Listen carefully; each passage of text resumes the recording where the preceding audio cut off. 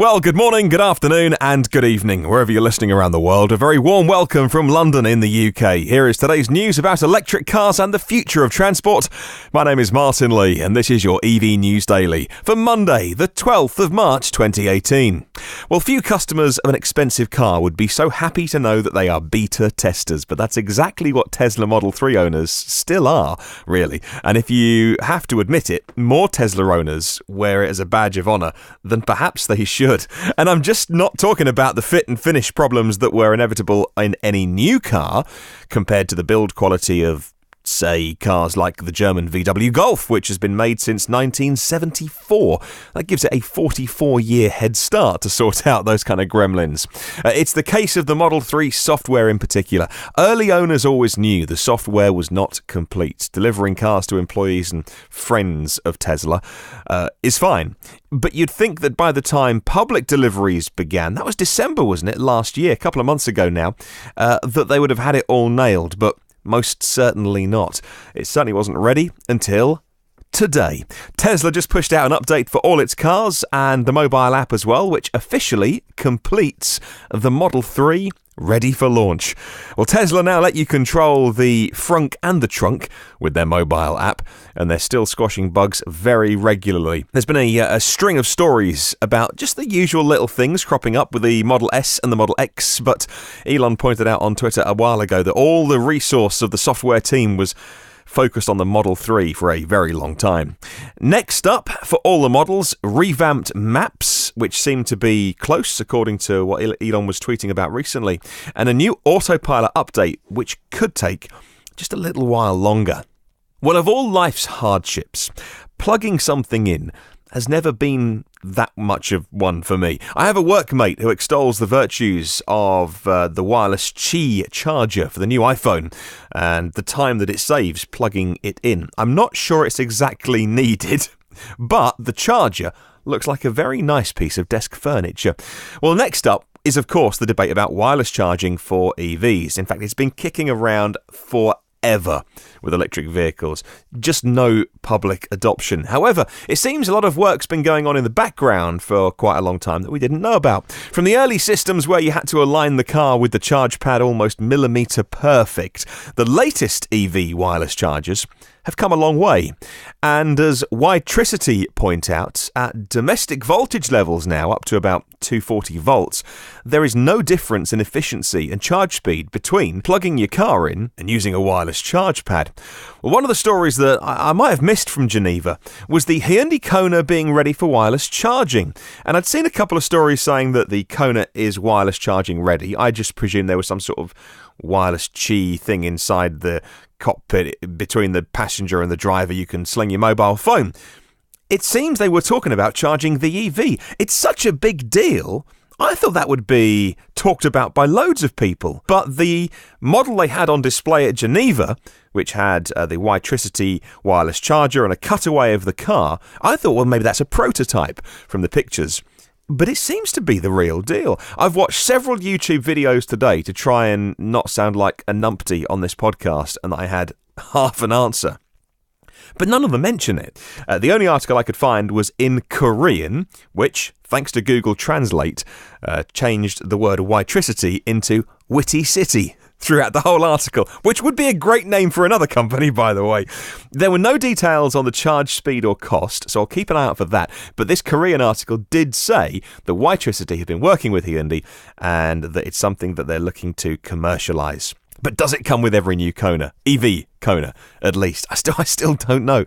If a mainstream car like the Hyundai Kona and their stablemates, the Kias, end up coming, this is the spec that they're going to sell, and it does come with wireless charging enabled, or there's an option of it or something like that. It's going to be really interesting to see how many people use it. And of course, with autonomous vehicles, which are being talked up loads at the moment because they'll all be EVs, and so much money is being spent by the world's biggest companies, from Uber to Google and Apple, on autonomous electric vehicles. If there's nobody involved in the vehicle, they're going to have to go to a place that charges the car regularly if they're going to be used for ride sharing or public transport. So of course they're going to have wireless charging, like it or not, if that's to be a success.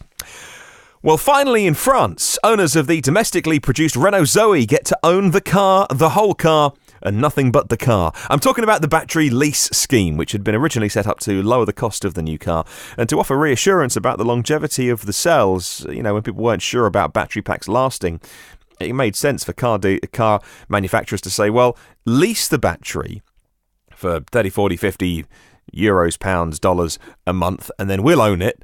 And then if anything goes wrong, we'll replace it. And some of them as well, these lease schemes include breakdown cover. So if you are just a bit of a wally and forget to charge your car and you stop in the middle of nowhere, we will come and get you, which is a nice bonus to have. Well, here in the UK, we've always had the option to lease or buy the battery with the Zoe, I think. Certainly the current version. But it looks like something that I never knew. In France, the only option was to go with the battery lease. Well, that's changing, and you can now buy the whole car in France. When you add the battery price to the Zoe, it's going to start at 32,000 euros. That's about 9,000 euro premium over the lease option. So we'll keep an eye on whether that affects the sales as well of a fantastic little city car with a huge range.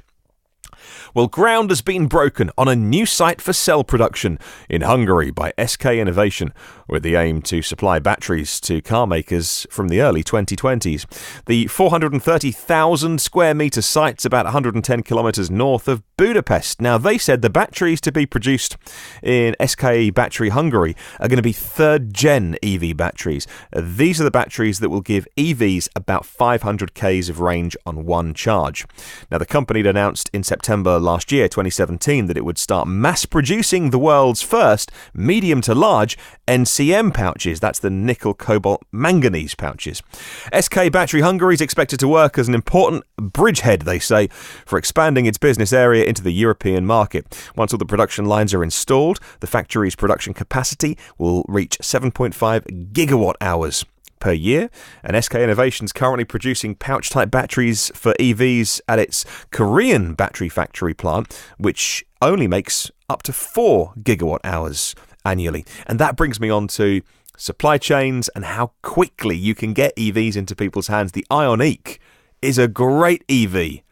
Different drivetrain options, hybrid, pure BEV, but if you want one, well, you won't be getting one tomorrow. If you want to buy a new one, let's put it that way. Wait times vary, but haven't been very good lately. And the Kona announced recently, and again, the Kia equivalents, if they're going to have this great 64 kilowatt hour battery, great drivetrain, nice interior, great price.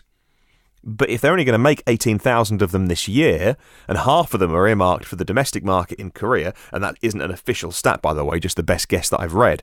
If that were true, realistically, 9,000 for the rest of the world, they need to up production because there is a market there.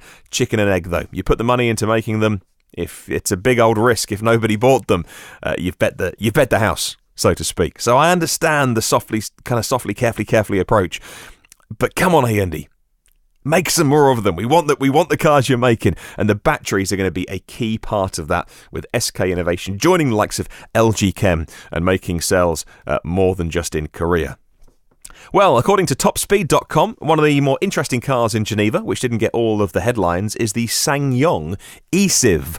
They've been showing off their EV concepts for many years, since about 2010, I think, and now, this time they say that the cars of the future that SsangYong make will include autonomous driving features in their future SUVs. They've been making SUVs for a long time. Maybe not the sexiest of cars, but good little cars. They say in terms of performance, the eCiv EV will have a 61.5 kilowatt hour battery pack and 188 horsepower. It's unclear if this is the kind of setup that SsangYong is planning for its 2020 model, which is coming, but it did say that under its configuration, the eCiv, they're looking at a top speed of 93 miles an hour and a range of 280. And that all fits in with that kind of 60-ish kilowatt hour battery size. Good on you, SsangYong. Let's get some more EVs on sale. Thank you for listening today. Hope you enjoyed it. I'd love to spread the word about electric cars. Please share this if you can. Listen to every previous episode on iTunes, Google Play, Spotify, YouTube,